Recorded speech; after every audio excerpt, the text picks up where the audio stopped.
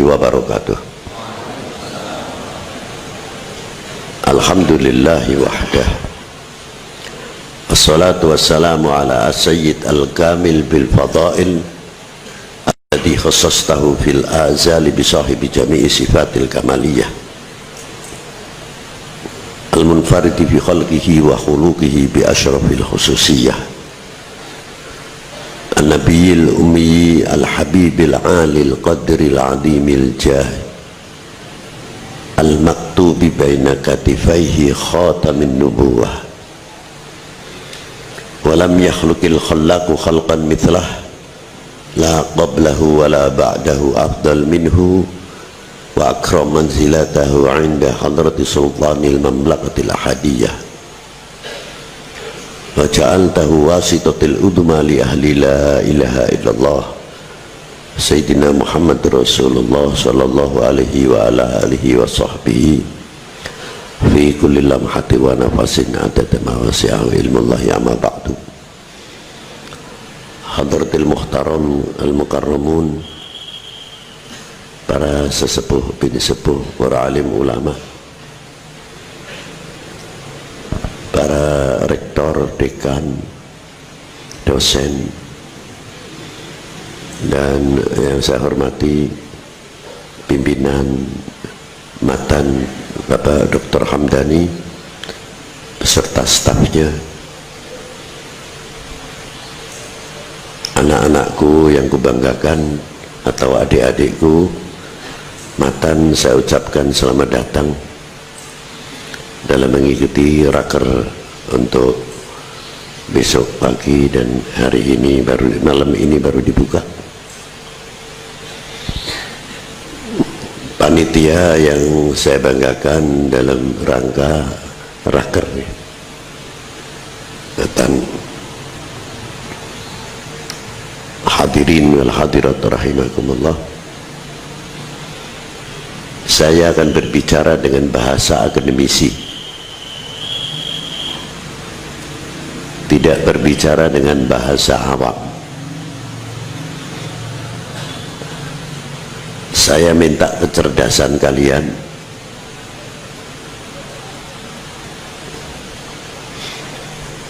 pertanyaannya cuma simpel tapi berat. Mengapa Wali Sembilan itu berhasil?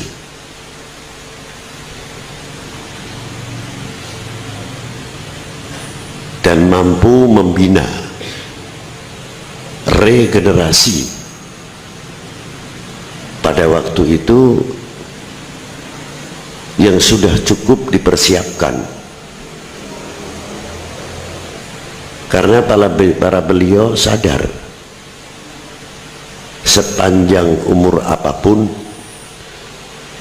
tidak bisa terlepas dari ketuaannya dan segala kekurangannya dalam fisik terutama. Walaupun kecerahan pola pikir beliau sangat berlian, namun fisik tidak menunjang. Maka persiapan-persiapan untuk regenerasi oleh para beliau mempunyai manajemen yang sangat rapi sekali.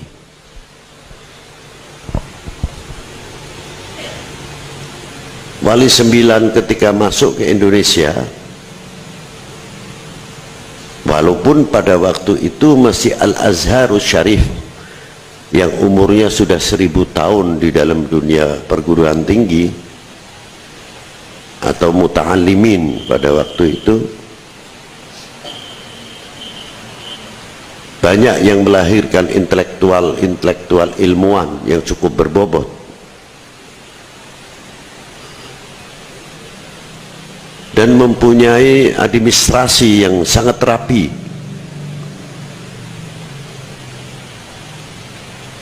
Mampu menulis dari mulai hari ini untuk menentukan hari esok. Bukan kepentingan hari esok ditulis hari esok.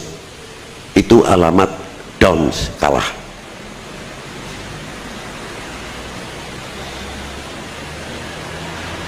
planning dan program telah dicanangkan oleh para sesepuh-sesepuh kita, khususnya para wali sembilan yang memahami sekali dalam antropolog. Memang dalam dunia sejarah sedetail ini tidak mungkin diceritakan, tapi perlunya satu mafahim di dalam membuka kitab, karena dogma yang ada di dalam Al-Quranul Karim wa sunnatin Nabiyil Adim bukan dogma belaka, tapi dogma yang sangat universal dan sudah university. Namun gelombang hidup pada waktu itu tidak semuanya menguntungkan dan menunjang, karena transportasi, akomodasi dan lain sebagainya. Karena itu para beliau tidak putus asa bagaimana para beliau bisa membaca peta pada waktu itu hebatnya. Karena para beliau itu antropolog. Mengapa saya katakan antropolog? Tidak mungkin kalau tidak menguasai antropolog beliau bisa berjalan melalui samudra padang Sahara, yang melalui laut dan sebagainya, dan bisa menentukan muara sebelum ke Indonesia, sebelum diberikan kepada wali Tis'a yang sekarang masyhur.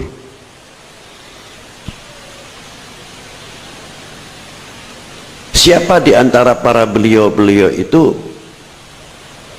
Sudahkah ada wali sembilan sebelum wali sembilan yang sekarang ini? Sudah.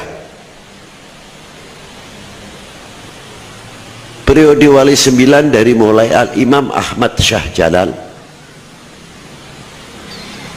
diteruskan dilengkapi dengan keluarga-keluarga beliau yang cukup matang, siap dan luar biasa segi ilmunya dan lain sebagainya, sampai zaman periode Al-Imam Jamaluddin Husain.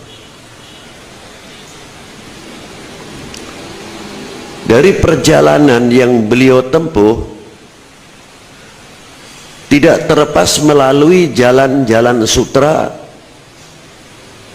yang telah ditempuh oleh mutaqaddimin. Satu pertanyaan, mengapa Rasulullah bersabda utlubul ilma walau bisin? Kalimah walau bisin, hati-hati menafsirkannya. Bukan makna sekalipun di negeri Cina, bukan itu maksudnya. Walaupun sejauh negeri Cina, itu yang benar. Di sini susahnya segi balaghah itu, kalau tidak mencerna benar-benar repot, walaupun nahwunya tepat. Itu satu contoh. Kayak ada satu hadis, man ra'aitul munkara fayughayyiru biyadi. Sangat terkenal ini hadis. Fa in lam yastati fa bilisani. Fa in lam yastati fa biqalbi. Dzalika, pakainya dzalika atau tidak?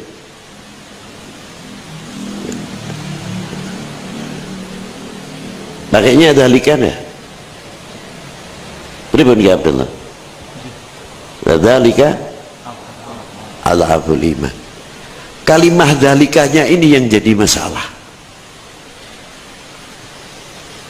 Marjaknya dzalika itu kepada qulub atau kepada yad, apa kepada lisan, atau semuanya? Al-lisan, al-yad, wal-lisan, wal-qulub.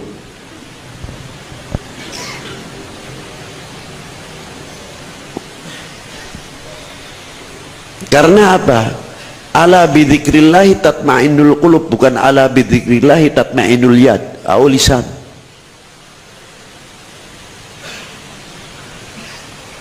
Yaumul la yanfa'u malu wala banun illa man atallah biqalbin wa laysa biyadin salim au bilisanin salim, tapi biqalbin salim.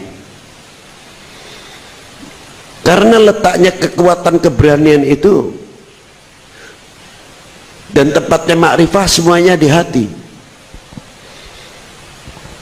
Kalau hati ini dihukumi dhaif, berarti iman kita di tangan. Yang berani yang pakai tangan. Apakah iman kita di tangan? Atau yang beraninya pakai lisan, apa iman kita di lisan? Padahal iman letaknya di qulub. La bil yad wala bil lisan wala bil qulub. Kalau dhaif imannya, ya semuanya kena. Jadi bukan dalika itu khusus untuk hati, itu tidak. Ini hati-hati cara menafsirkan.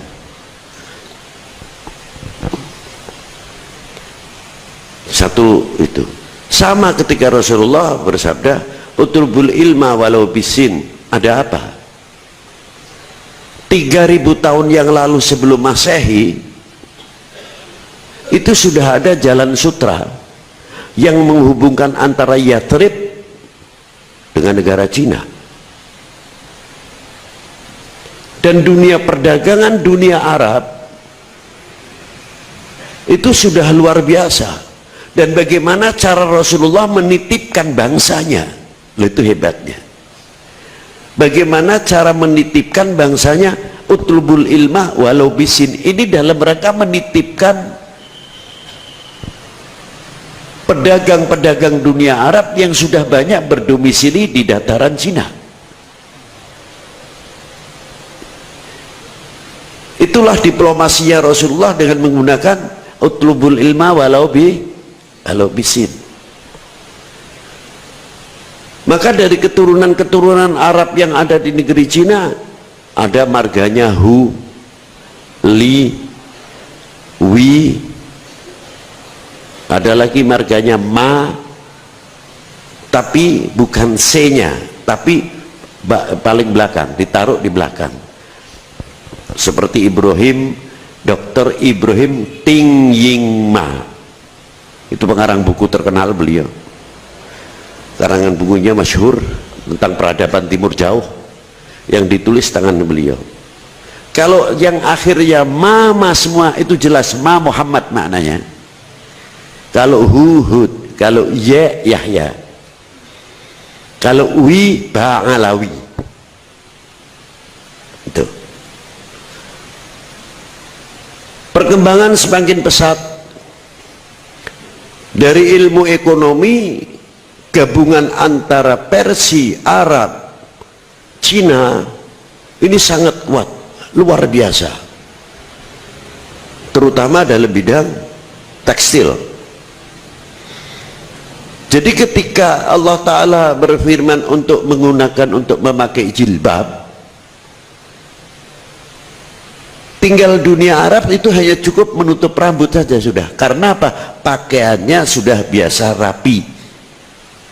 Cina sudah biasa rapi sampai lutut, potongan mode saja yang berbeda. Karena penghasil tekstil yang luar biasa, tidak mungkin Allah Ta'ala memerintahkan berjilbab tanpa penghasilan tekstil yang maju. Dan tidak mungkin dunia Islam mukminah akan dikerme ning jero omah ora iso obah, tidak mungkin. Kebebasan hurriyah terhadap kaum wanita diberikan seluas-luasnya dalam koridor-koridor tertentu mestinya.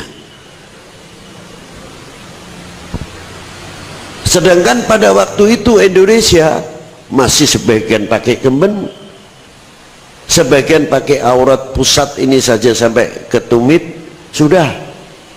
Karena apa? Keterbatasan dalam dunia ilmu perstektilan.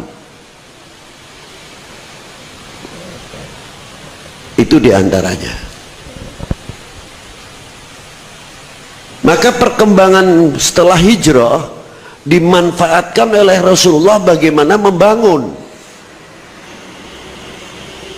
sarana ibadah, sarana pendidikan, sarana ekonomi, sarana dunia pertanian. Inilah yang menjadi pembekalan daripada jalan sutra yang dititi oleh para wali sembilan, kakek-kakeknya, sehingga mengetahui bagaimana situasi keadaan India pada waktu itu. Ternyata dua agama yang paling tertua, apa diantaranya? Hindu dan Buddha. Sampai ada penemuan di lereng gunung Himalaya, ada satu candi yang umurnya 5.000 tahun. Di situ masih ada bantalnya Rama dan Sinta. Benar atau tidak kami tidak tahu, tapi faktanya situsnya ada. Belum candi-candi yang lain sangat luar biasa. Yang kedua, di mana candi Buddha Gotama dilahirkan, di mana semedi atau toponya Buddha Gotama, sehingga diangkat menjadi sang Buddha. Perkembangan agama Buddha sangat minor di India, tapi banyak, karena falsafahnya paling tidak di negara Cina sudah mulai muncul falsafah-falsafah atau sastra-sastra yang tinggi yang dibawa oleh Fusi, lalu Kongfusi, atau yang satunya lagi ada lagi Lao Tzu, apa itu, nah satu yang sastrawan tinggi, sehingga dengan mudah Buddha itu masuk sana, sedangkan Hindu bertahan. Nah, ketika wali sembilan itu masuk ke daerah India, disitulah para beliau menambah manajemen, menyusun bagaimana kehidupan pada waktu itu yang ada di India, yang tidak terlepas dari Cina juga. Itu hebatnya para beliau, sangat rapi menyusun perkembangan Hindu di mana, sampai mulai umpamanya Thailand, ternyata Thailand juga Buddha yang lebih besar, belum Tibet, sampai kepada Champa, Annam yang masuk sekarang dalam Vietnam. Hindu mengalir banyak ke Indonesia, dari mulai abad ke-7 Sailendra sudah mulai membangun di mana Candi Borobudur dan Prambanan. Itu diantaranya. Atau Erlangga diteruskan pada abad 9. Dan di Pajajaran sudah mulai tumbuh intelektual pada waktu itu dari agama Hindu yang dipimpin oleh Prabu Ciungwanoro, hidup di abad ke-7. Kemajuan Indonesia sudah mulai kelihatan sekali dalam dunia pertanian maupun ekonomi, walaupun sesuai zamannya masing-masing. Belum yang ada di Sri Lanka, Sriwijaya,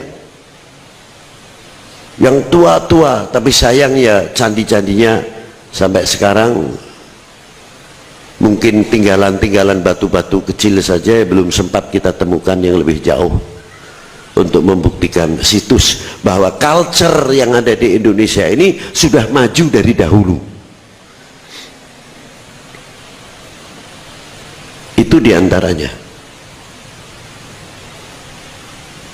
Maka para wali sembilan penguasaannya yang sangat luas dalam dunia antropolog, dan tidak cukup dari itu saja, menguasai antariksa, astronomi, anatomi yang berhubungan dengan dunia medis yang sangat diperlukan pada waktu itu. Dan tidak cukup beliau belajar itu sampai dunia iktisadiyah, dalam dunia pendidikan, dalam dunia pertanian, dalam dunia teknologi, dalam ekonomi. Pembekalan yang sangat sempurna itulah yang dibawa di mana sebagai alat dakwah para beliau, yang SDM-nya sudah memang cukup matang luar biasa, Maka para beliau ketika masuk ke Indonesia bukan kesaktian yang dikeluarkan, bukan karomah, sehingga kita ternina bubuk pemahaman-pemahaman kalau sudah berbicara karomah ngerem, serak, ya sudah berhenti. Tapi ilmiahnya tidak tersentuh. Ini diantaranya keuniversalannya ketika beliau membawa dakwah. Keuniversalan apa yang dilontarkan, yang dibawa, yang dicurahkan oleh para beliau tidak sempat kami mengurai karena sejarah yang sudah mulai hilang dan ada kalanya yang disunati.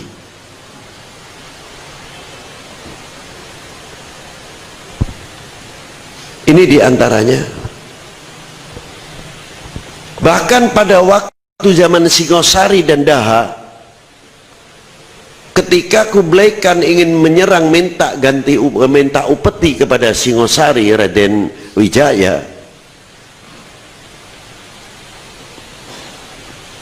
bagaimana Raden Wijaya sendiri Singosari masih berhadapan dengan Daha Jaka Katuang kalau tidak salah.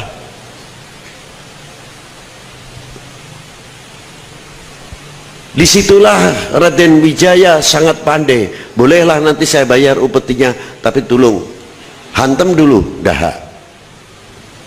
Sudah dipersiapkan kapal perangnya 70 yang dibawa Kublai Khan atau Genghis Khan. Itu hebatnya. Maka syarat dari Raden Wijaya diterima oleh pimpinan atau Kublai Khan, menyerang Daha. Begitu menyerang Daha, dihantam oleh Raden Wijaya dari belakang, seolah-olah Kublai Khan dikeroyok dua orang, padahal ini saling memanfaatkan saja, sehingga mereka tunggang langgang, tinggal dua kapal yang selamat, semua hancur. Kemenangan di pihak Raden Wijaya. Pengalaman yang cukup bersejarah sehingga berdirinya Majapahit. Maka pada suatu ketika di Hayam Wuruk yang mempunyai patih luar biasa, Gajah Mada, yang sangat misteri sejarahnya sampai sekarang, di mana beliau dimakamkan, di mana masih sejarawan masih sulit untuk bisa memastikan ada apa pada beliau. Justru yang memberikan kepada Syekh Abdurrahman atau Abdullah Al-Abbasi, kakek ke-8 Kanjeng Sunan Kalijogo, yang dapat gelar Bra, siapa itu saya lupa, karena kemenangannya mampu melawan Pajajaran pada waktu itu. Maka diberi tanah, dijadikan, diangkat menjadi Bupati Tuban sampai perbatasan Jawa Tengah. Siapa yang memberi? Gajah Mada. Solider atau simpati kepada dunia Islam, rupanya Brawijaya banyak memberikan luar biasa, termasuk Trowulan kalau tidak salah, juga pemberian Brawijaya atas saran beliau. Di mana tempatnya Syekh Jumadil Kubro, itu diantaranya. Maka ketika beliau melihat peristiwa sejarah ke atas dari mulai Singosari, untuk menjaga keutuhan, maka beliau sumpah palapa, saya hanya mengambil analis. Di latar belakang sumpah palapa itu ada apa? Ternyata beliau menaklukkan dari mulai Sri Lanka justru sampai ke Indochina, dilakukan oleh Gajah Mada, tunduk satu persatu. Analisnya apa? Itu jawaban yang luar biasa. Jawaban bangsa kami, istilahnya, jangan sekali-kali kamu wahai bangsa yang lain mencoba intervensi kepada bangsa Indonesia ini. Cuma jawabnya tidak mengatakan begitu, lalu jalanlah saja. Dari mulai Nusantara muncul Islam, apa namanya, di Nusantara ditaklukkan satu persatu. Itu jawaban Gajah Mada untuk dunia luar. Nah, sekarang apa jawaban kita? Apakah harus seperti Gajah Mada? Sudah bukan waktunya. Bukan waktunya. Memerlukan jawaban intelektual, ilmuwan.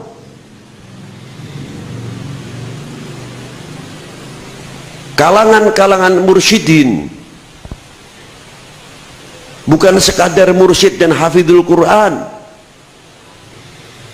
tapi mempunyai spesifik. Hafidhul Quran dokter,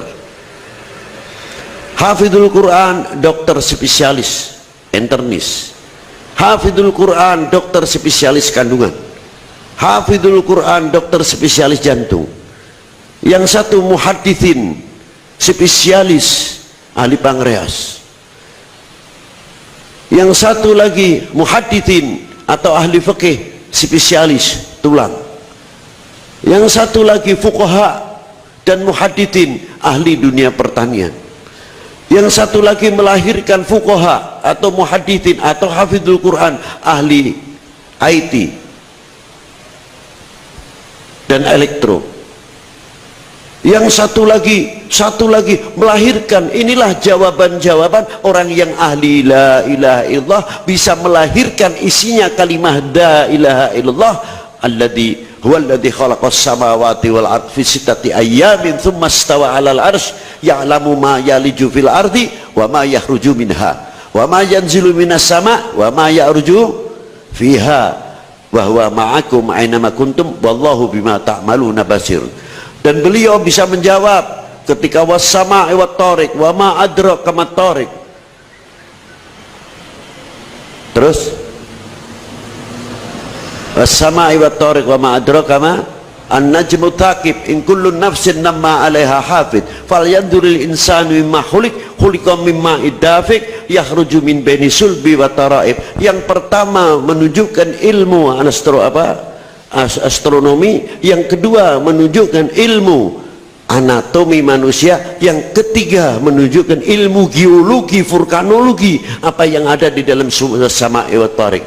Kita membacanya urusan akhirat saja, kita tidak memungkiri memang itu untuk dunia akhirat, tapi kita membaca keuniversalan. Ada apa sampai Allah Ta'ala menggunakan wawu qasam, makna demi. Mustahil Allah Ta'ala sumpah dengan makhluknya, mustahil. Wawu di sini wa bi izzati wa jalali wa qudrati wa iradati wa bi ilmi. Di sini maksudnya, aku ciptakan langit tanpa tiang, aku ciptakan torik, di mana di torik itu beberapa ada wasama idatil buruj wal yaumil ma'ud. Di dalam buat torik itu ada wasyamsi wa duhaha wal qamari idza talaha. Di dalam buat torik itu ada wasyamsi tajri li mustaqarri laha dzalika taqdirul azizil alim wal qamaru qaddarnahu manazil hatta ada kal urjunil qadim wasyamsu la yanbaghi laha an tudrikal qamar walal lailu sabiqun nahar wa kullun fi falakin yasbahun. Dibuktikan ketika Rasulullah menjadi saksi Allah atas ciptaannya untuk hambanya dan umatnya. Isra Mi'raj Rasulullah diangkat melalui buruknya apa? Melihat bagaimana putaran matahari, putaran bintang, putaran bumi, putaran bulan. Langsung Rasulullah menyaksikan bi'aini wa ra'si. Untuk apa? Syahid, dari syahidnya Allah Ta'ala apa yang telah diciptakan liman untuk umat. Itu hebatnya di sini. Sehingga Rasulullah tahu putaran berapa derajat, dan bagaimana planet-planet yang ada di dalam at-Tariq.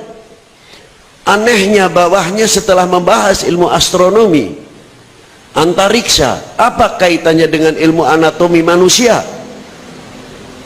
Dan apa kaitannya matahari, bintang, bulan dengan bumi, pohon-pohonan, air laut, air sungai, dan penghuninya? Dan apa kaitannya dengan setiap butiran-butiran pasir tanah yang dilindungi Allah Ta'ala bisa bisa menghindari, menepis pantulan yang membahayakan ultraviolet. Daun-daun pun diberi, kalau daunnya kasar ada duri-durinya yang lembut sekali seperti rambut, tapi yang tidak berambut dikasih oleh Allah Ta'ala mengkilat. Untuk apa? Menepis, bagaikan pasir-pasir laut kalau diangkatkan tengkerlip, itu yang menangkal daripada ultraviolet. Ikan laut diberi sisik untuk menangkal ultraviolet, yang tidak bersisik diberi lendir. Itulah subhanallah wa bihamdihi subhanallah azim jalla rabbi wa qadar. Tapi ilmu yang demikian banyak terbengkalai. Ila mata ayuha syabab, sampai kapan kita terbengkalai ilmu-ilmu yang sebenarnya sangat manfaat sekali kepada dunia ini yang sedang sangat memerlukan? Dan bagaimana ketika geologi, vulkanologi, dalam dunia pertambangan ketika bisa kita melihat bumi ini, sedang bumi ini berzikir, setiap dahunan bertasbih berzikir. Kita bisa melihat lebih jauh kemana.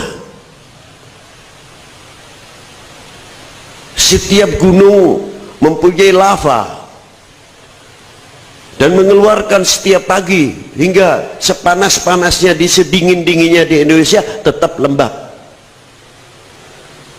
Suruh putih betul-betul kayak di Timur Tengah, tidak mungkin. Karena apa? Kelembapan dari belirang itu sendiri.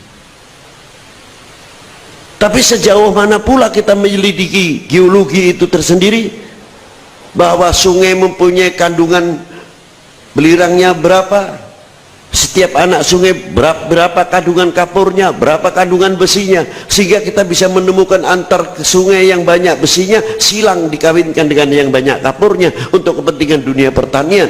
Tidak usah kita terlalu muluk-muluk selalu menghantungkan kepada pupuk dan lain sebagainya. Perkawinan ini saja bisa menunjang. Bojone pendek, kawin karo induk Belanda, tinggi, anaknya banyak tingginya daripada pendeknya. Nah, sama pohon-pohonan juga sama begitu.